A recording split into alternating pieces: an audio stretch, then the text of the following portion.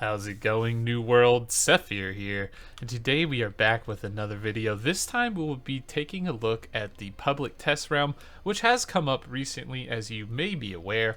There are a lot of interesting changes on there, but this time I wanted to point out one particular change to stone cutting, which will allow you to possibly make quite a lot of gold if you prepare ahead of time. So that's what we're going to be talking about today. So let's go ahead and dive right into that. And this is going to be something that everybody in the game is going to want, need, and be able to make use of. And I'm talking about tuning orbs. So tuning orbs, if you do not know, is the entry fee to enter a dungeon. Once you have a tuning orb, it will allow you to pay for an entire group to go inside and claim the treasures therein. However, to make these tuning orbs on the current version of the game, you needed 20 of this corrupted loadstone, which comes from farming only the Greater Rift portals that appear periodically on the map. And in order to get 20 of the corrupted loadstone, you needed 2 of the purple epic crystal versions, which also comes from the blue versions, which you need quite a few of those, 3 to make that, 5 of the greens to make 1 blue, and then 5 of the regular slivers to make 1 green.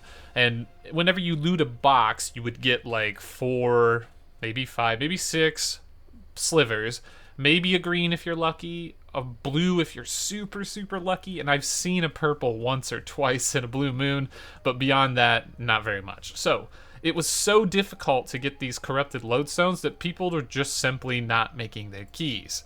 And Amazon did not like that, so they're going to lower the requirement. As you can see now here, it only takes 3. This is on the public test realm. It takes 3 legendary corrupted lodestones, which is a dramatic decrease. People will now be starting to make keys. The Garden of Genesis, which is the second best dungeon in the game, only requires 2 corrupted lodestones, and then some of the tuning orbs for the arena places only require 5 corrupted shards, so they're quite cheap. So you can get access to in-game content now for relatively not much farming time at all. You will still need to do some 65 Greater Rift portals, but it is obtainable and doable on a timer. So first I wanted to go over a few things. In order to make these orbs, the Lazarus orb is on a weekly cooldown.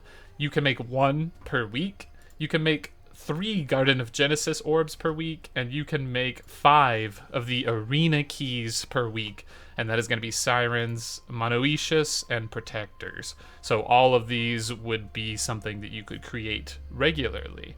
But now that people are going to be creating these items, you will see a demand for certain items that are not in the market right now or not being sold for very much. So this is where you can capitalize. So in order to make a Lazarus Tuning Orb, let's go ahead and break down the components here. We know the corrupted lodestones are bind on pickup and they come from the Greater Portal Rifts. Nothing we can do about that, as you will have to obtain these personally in order to make your item. The Asmodean Chisel and all chisels are something you buy from the faction vendor. It simply costs 7,000 faction points and about 500 gold, so it's not too pricey there. So you will need to pay money to kind of have this chisel bought from the faction vendor. The next item that you need to get is runestone, which, if you've seen my videos in the past, I talked about why stone cutting was so important, and that is simply because of runestone. This is a cooldown item that you have to have 200 stone cutting in order to make. You make 10 of these per day, and as you can see, the Lazarus Tuning Orb requires 10 of them. So if you are not a 200 stone cutter, you will not be able to make your own tuning orbs, and you will need to buy runestones from other players on the market in order to complete that. So this is a high recommendation to get your stone cutting up to 200. If you haven't seen it before, you should go ahead and do so. So we are also going to be taking a look at the other components of it. As you will see that not only do we need the runestones, which is not too bad to make, we need something called a Lazarus Core. And a Lazarus Core is an item that you create through various other combinations of stone cutting materials. Right here it requires an elemental heart, an undying heart, and then 2 components that are dropped from chests and elite monsters around the world in specific regions. So the glowing spore is the first of these. It's found in Siren Strand and Reekwater from any of the elite chests, so you will be getting that from there. And on this one, this is the Earth Totem, which will be found from the elite chests in Malevolence in Eden Forest Grove. So these items may go up in demand, and if you see them on the market right now for super cheap, it might be wise to pick up a couple of them. I will note that the glowing spore seems to be quite plentiful and may not be as demanded as some of the other items, whereas the Earth Totem, not many people do Malevolence right now, so it will be a little bit more in demand because it is a bit harder to obtain. There are also fewer chests and fewer opportunities to get this one. So keep an eye out for these items because they may go up in price, and if you see them for super cheap on your server, you may want to consider buying them and reselling them as soon as these changes hit the live server. The other two components at the top would be the Elemental and Undying Heart, and we can take a look at what these are requiring.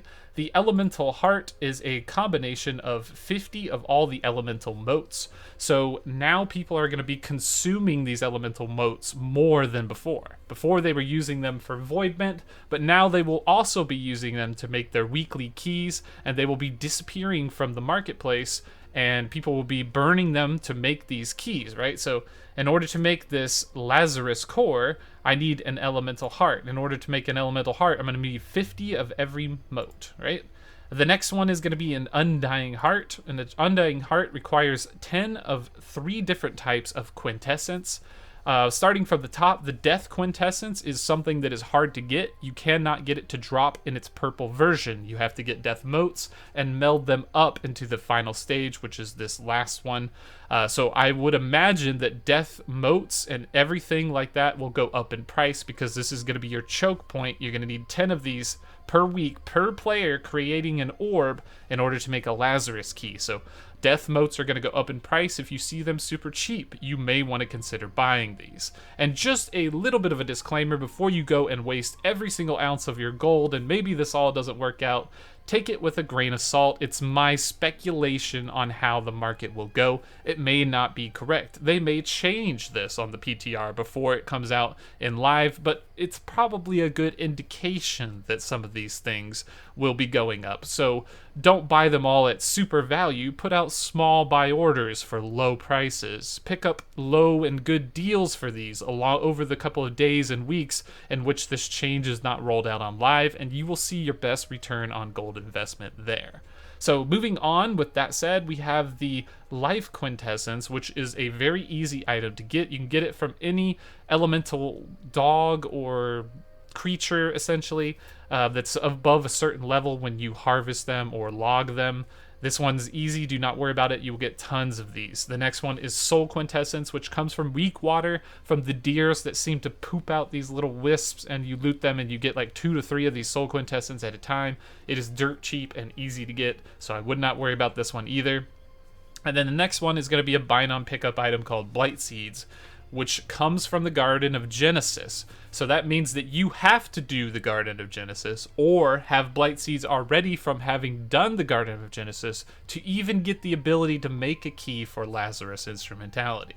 So keep that in mind, that to make a Laz key, you must make a Garden key. So you're going to be doing both of these. So once you have made that Undying Heart and the Elemental Heart, that's going to be components combined with the Earth Totem and the Glowing Spore. You will finally be able to make a Lazarus core. And when you have a Lazarus core, that will allow you to combine all these other materials into a Lazarus Tuning Orb. And I know it seems like a lot, but if you break it down, it's not super complicated. So that's going to be the areas in which you can possibly make money involving the Lazarus Tuning Orb. So let's go ahead and jump into the next one, which is the Genesis Tuning Orb.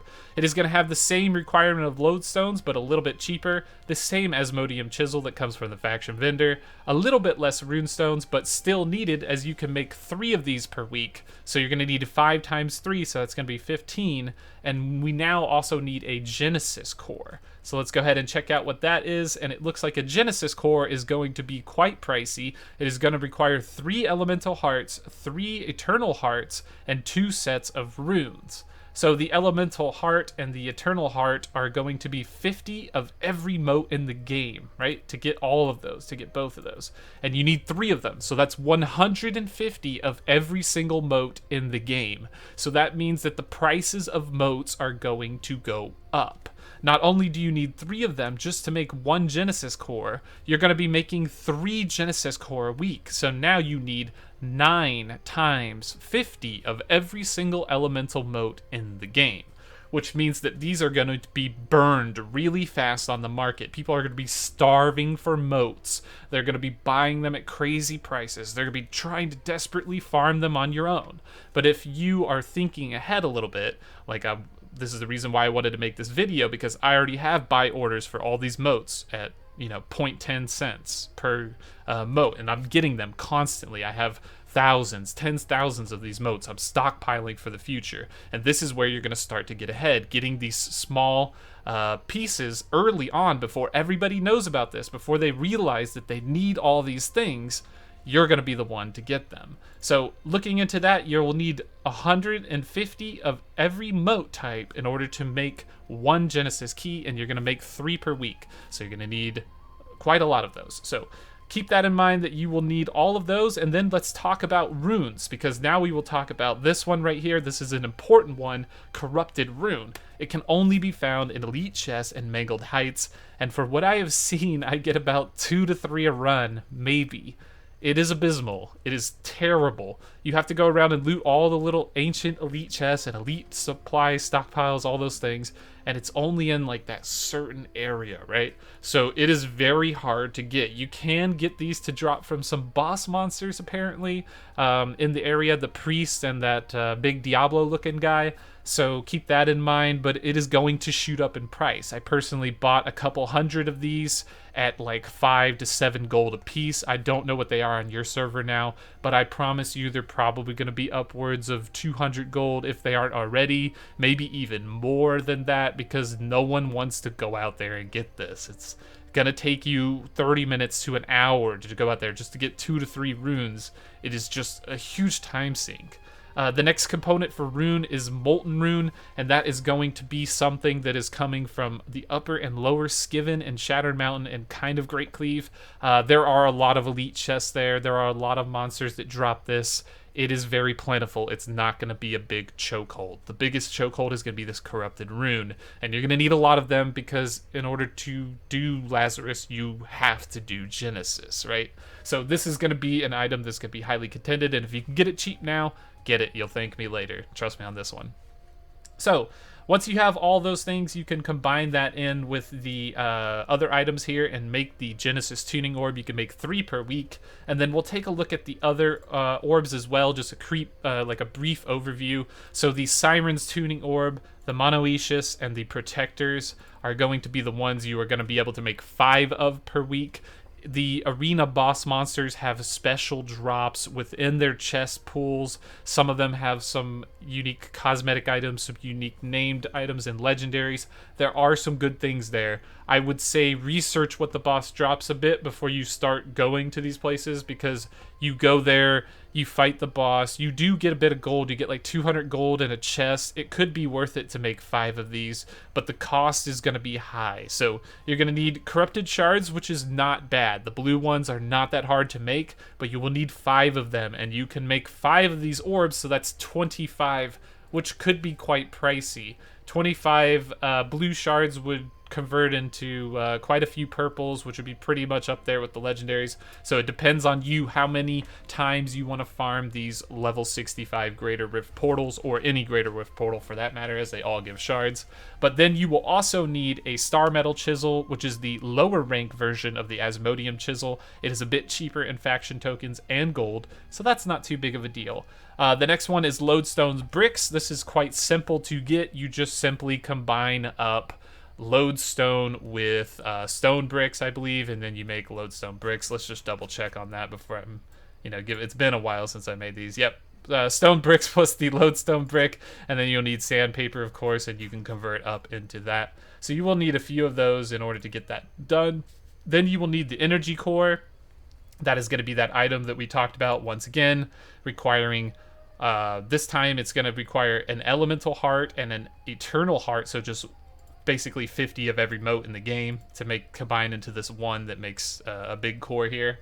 And then you will also need to go ahead and create a few other things, or not create, but find another thing, which is going to be a specific item that's going to drop from a certain region. Each arena tuning orb is different.